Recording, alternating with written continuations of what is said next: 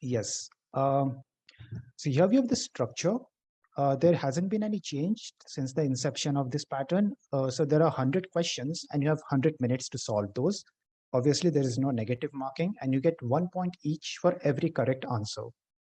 There are 30 questions for English proficiency, 30 questions for mathematics and logical reasoning, and finally 40 questions for general knowledge.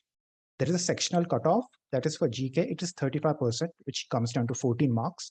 For the general category, WS, Kashmiri migrants, and armed forces, 30%, that is 12 marks for OBC, non-creamy layer, and persons with disabilities. And as of now, there is no cutoff as such for SCs and ST candidates. This exam is common to all MA programs at TIS. Now, what makes the difference, and I guess most of the people who are seriously preparing for TIS will already know this, that GK is the make or break section of this entire exam. So the mindset that you need to go with while writing the exam is you should say that 60 questions of English and maths are separate and the 40 questions of GK are totally separate. So you should switch your brain as you're writing that particular exam. Given that there's almost 1.5 months till the exam, revision is the key. Just revise everything that you have done up till now and what you plan to do in the future. Don't burden yourself with unnecessary things as of now. Be selective about, could you go to the previous slide, please? Yeah. Be selective about the sources that you refer to. Do not refer to various sources, just stick to few good and concise sources, and always prefer to maintain your own notes. Do not try to jumble things here and there and write some things here, some things there, make hundreds of different PDFs and Word documents. Just try to maintain a concise few documents for every subject that you can, and that will help you along the way. So the last day to apply, this information is also available on the official website. But just to reiterate, the last date to apply is 7th February 2022. There is an online pre-admission orientation for reserved category students, which will happen on 12th and 13th February 2022. You can expect to download the TISNet hall ticket between 14th and 21st February 2022. And finally, as I mentioned before, the TISNet exam will be held on 26th February 2022, which is a Saturday between 2 p.m. to 3:40 p.m. Now, here we discuss about the strategy. Now, see, one thing I need to make it clear before we go into the nitty-gritties of the strategy is that go to the question papers of the previous years. Now, TIS does not officially release these question papers, but you can find memory-based question papers through various sources. There are videos on YouTube, there are different websites and blogs on the internet where you can find the memory-based question papers. And you can, for one particular year, you can go through 2 and 3 memory-based question papers so you can get the hold of almost all the questions that are available, so that you get an idea. And then you need to make an analysis of it. See what type of questions belong to which subject, which category, and then make your own strategy. So when you come to English, the first thing that you need to think is that everyone has their own way to write the questions. So given that there are 3 sections, English, maths, and GK, attempt the session first that you're very comfortable at. Now, some people, if, for example, they have an arts degree, they will be very proficient in writing questions that are related to political science or maybe history. But those who are very good at mathematics will be much better off if they attempt the math section first. So what I'm trying to say here is there's no hard and fast rule as to which section you should attempt first. Everyone will have their own strategy. Just make sure what you are comfortable with. If you're comfortable with one particular section, go ahead and attempt that first. If you're confident enough that you can attempt GK at the end, do that. Just you do you. But make sure that you maintain your brain in the zone as you go along writing the paper. Once you've finished one particular section, rev it up inside your brain and go ahead and just go into the zone for the next section. Now, coming to the conciseness of this English proficiency, there's the questions here can be divided into 3 different parts. The first will be RCs, that reading comprehensions. Second could be vocabularies. And lastly, there's grammar and syntax. Almost all the questions can be divided into these 3 categories. Now, when you're trying to do the RCs, try to derive the common themes that you can get from the particular passages and try to link those themes with the questions asked. so that it will be much easier if they ask you more interpretative questions. And then you can easily link it, because in most of these cases, you do not have much time and you do not know which section is going to be tougher than the other and how much time is going to be consumed in the overall paper. So keep that particular thing in mind.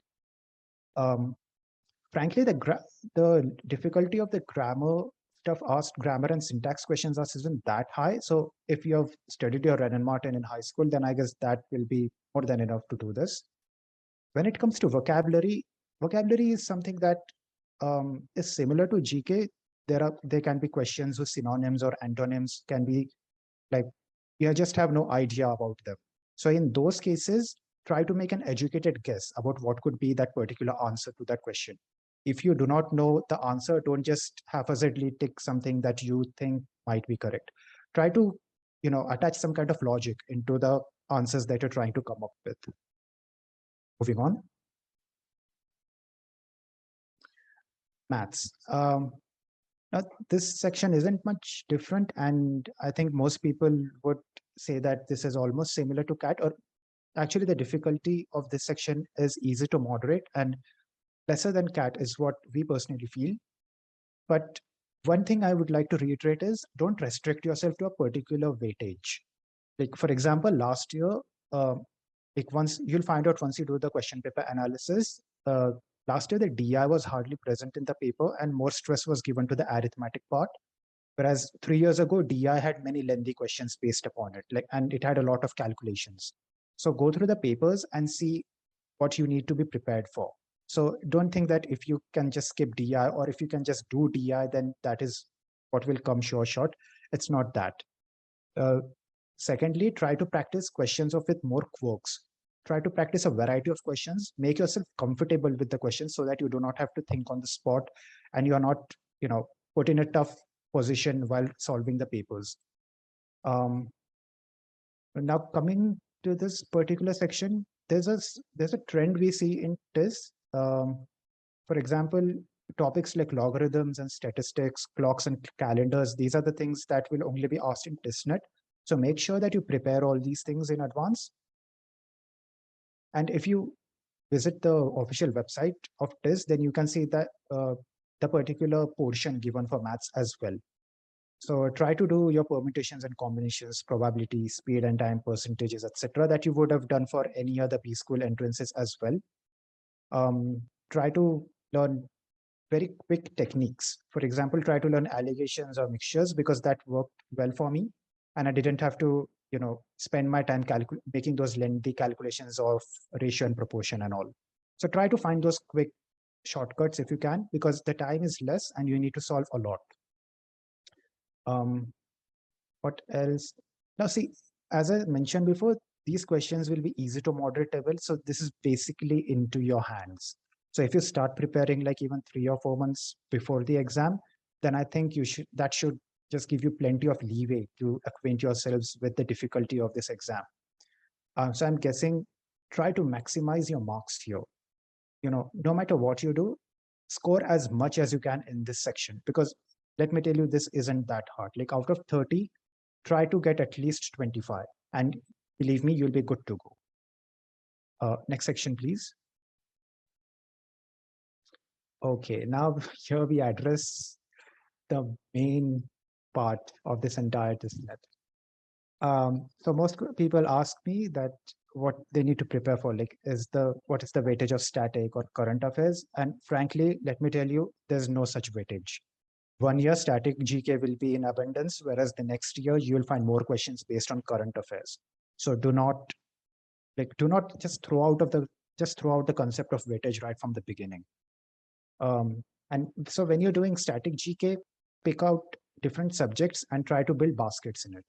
So for example, for polity, try to make notes that only have the notes of polity on it. And let's just say cover these topics like how constitution is and how it was formed, the preamble and its features. Then you can have fundamental rights, duties, and DPSPs, the division and separation of powers, functions and powers of president and different officials, the difference between Lok Sabha, Rajya Sabha, their officers, and well, obviously the judiciary. So if you do an analysis of the paper. And again, I cannot stress enough on this, do an analysis of the past papers. You'll see the patterns emerging out of them. And then you can just imagine yourself which would you need to go forward in. One more thing you need to do is study about the nitty-gritties as well. So for example, joint sitting, what is joint sitting, what is prorogation, question hours, etc. Try to study upon the amendments, try to study upon the local self-governments and all of those things. I mean, this is what worked for us. So we can assure you that if you study hard enough, then this might even work for you as well. Moving on to history, what I did was I divided it into 3 different parts: ancient, medieval, and modern. And I sort of tried to form a timeline. So I wrote a particular date and I wrote all the events, important events that happened in that particular date. And once in every 2 or 3 days, I was to revise that entire timeline, right from ancient to modern times. And I was thorough with all the dates and the important things that happened. I remember the architecture, like who built what monuments, remember all the dynasties. And dynasties can be a bit dicey when it comes to medieval India because you have so many dynasties in medieval India. Then acquaint yourself with the literature, the Upanishads, the Vedas, and the medieval literature, the important battles. For instance, like 2 years ago, there was a question asked, the Battle of Tarain was fought between whom? So you really need to know all of that stuff. Give extra stress on modern history as well, modern Indian history. Acquaint yourselves very thoroughly with the Indian freedom struggle, the names of the viceroys, governor generals, what types of revolution that took place. Like, for instance, if I asked you what is Indigo Revolution, then you should be able to answer those questions. Moving on to geography. Now, this was a subject that was really weak at, but I should try to cover the basic stuff like latitudes and longitudes, levels of atmosphere. Then I moved on to the physiography of India. Then I studied the river drainage system, the various passes. Then we had mineral distributions, forest covers, and all of this actually helps you. Oh yeah, one more thing, try to study about the national parks and sanctuaries, and try to study them in a bit more detail because things might be asked on that. There have been instances in the past where they have asked questions on sanctuaries and river drainage systems as well. And well, coming back to the miscellaneous stuff in static GK, try to study up on international organizations like United Nations and its different subgroups. Try to study a bit on economics, different types of committees. So if I ask you what is Rangarajan committee or Tendulkar committee, then you should be very well acquainted with that. Brush up on your basic concepts of economics. Try to study about the culture because a huge chunk of static GK is about the culture of India. So you should know about the various tribes and their culture. You should know about the dance forms. You should be well acquainted with the different kinds of paintings, painting styles that exist in different states, and you get the idea. And lastly, acquaint yourself with important dates as well. So if I ask you when is Yoga Day, and the elections are coming up on the first week of February and 25th Jan, if I ask you what's 25th Jan, then you guys should be able to answer what that is. And not just that, all of these days, they have a theme. So try to also read those themes into detail as well. Moving on with the current affairs. Now, the one thing that helped me a lot in current affairs is reading newspaper. And see, let me tell you, reading newspaper is the best thing because it has many benefits. For example, here you get acquainted with current affairs. Secondly, you increase your reading speed, which will help you in reading comprehension. Thirdly, it will also build a vocabulary, which will again help you in English proficiency. And if let's just say you crack this stage and you go to the next level, then that knowledge that you gain by reading the newspapers will also be very beneficial to you during your interviews because you'll be able to take examples from all of that treasure trove of knowledge that you have accumulated. So reading newspapers is a very must for current affairs. My strategy for current affairs was creating different categories as I went on. So I made different categories like general national news, general international news. And in those, I tried to cover initiatives by the government. For like recently, we have the NFHS fire surveys data. So, try to read up on those things. When it comes into international things, try to read up on international protests. We have seen conflicts in various parts of the world today. So try to read up on those. Sports is a very scoring section. So make sure that you do sports. There's always at least 1 or 2 questions asked each year when it comes to sports. Do read up on business and economy as well. Who is who? Like, obviously, you are HR students, you're aspiring HR students, so you must have an idea about this. Moving on, see, elections, they take place throughout the world, and you should also be acquainted with the country heads as well. So who is the country head of a particular, who's the president or prime minister of a particular country or the monarch of a particular kingdom. So you should already be aware of that. Next, thoroughly study the awards and honors. Like all the main awards, the Bharat Ratna, the Padma Vibhushan, Padma Bhushan, and the Magsaysay awards. Try to link it with social elements,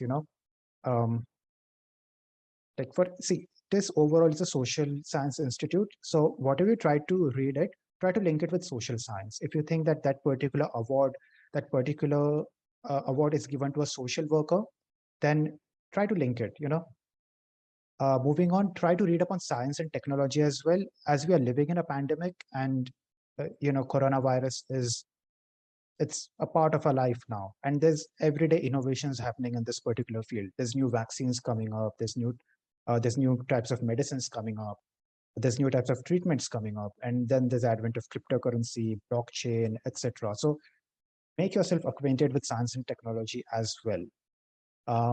Moving on, do read up on rankings and reports when it comes to India. So when you are asked questions like what is India's rank in World Food Index or Freedom of Press Index, then you should be able to tell what India's ranking is. Lastly, try to read about all the new books and authors. For example, Pulitzer Prize winning books and Commonwealth Book Prize winners and all of those, so that you are very well acquainted, because this is something that we have observed this pattern repeat in the TISNET exams as well. And lastly, be very acquainted with your summits and conferences. So if I ask you where was the recent climate conference held, then you should be able to answer that question. And one thing is that all of these summits, they will have their own themes. So acquaint yourselves with the themes as well. If you read all of these, then I think you guys will be able to cover current affairs. Also, this is not an exhaustive list, but do try to, if you have time, then do try to read something extra, but this is at least the bare minimum that you should be aware of. Ananya, do you have something extra to add? I think my colleague Umesh has comprehensively summarized how to go about the 3 sections. However, I would like to briefly talk about how did I prepare for the TESTET exam.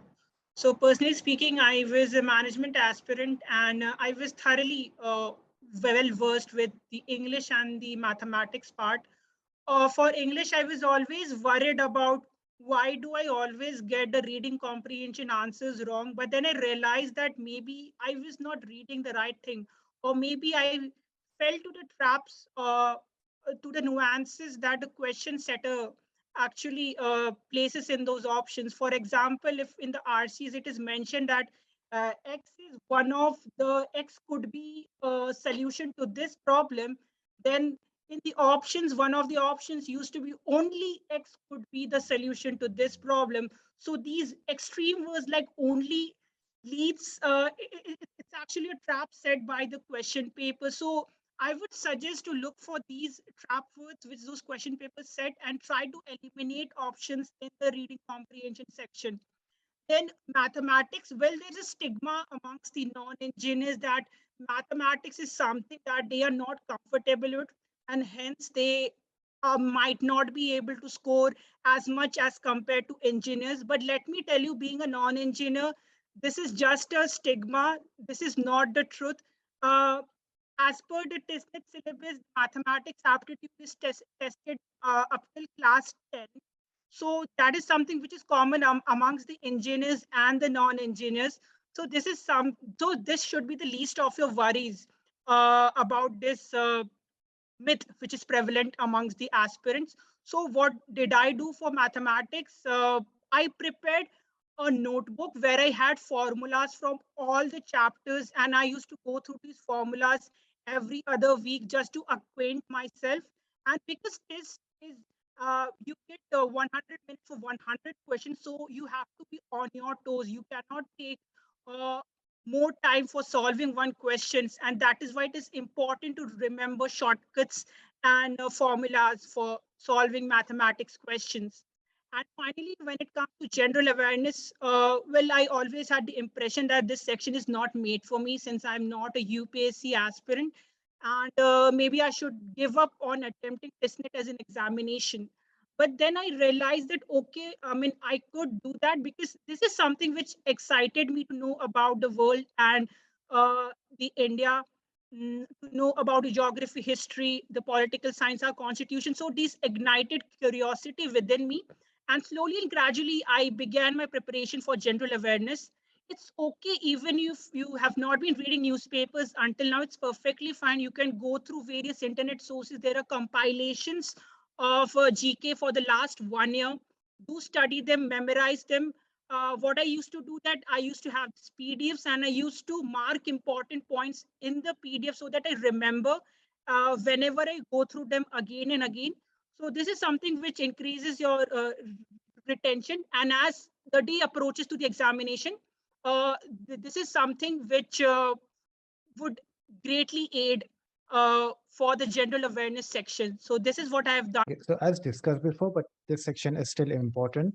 There is sectional cutoff for GK, and don't forget this. Even if you score full marks in English as well as maths, it still only comes up to 60 out of 100. So make sure that you go through these cutoffs.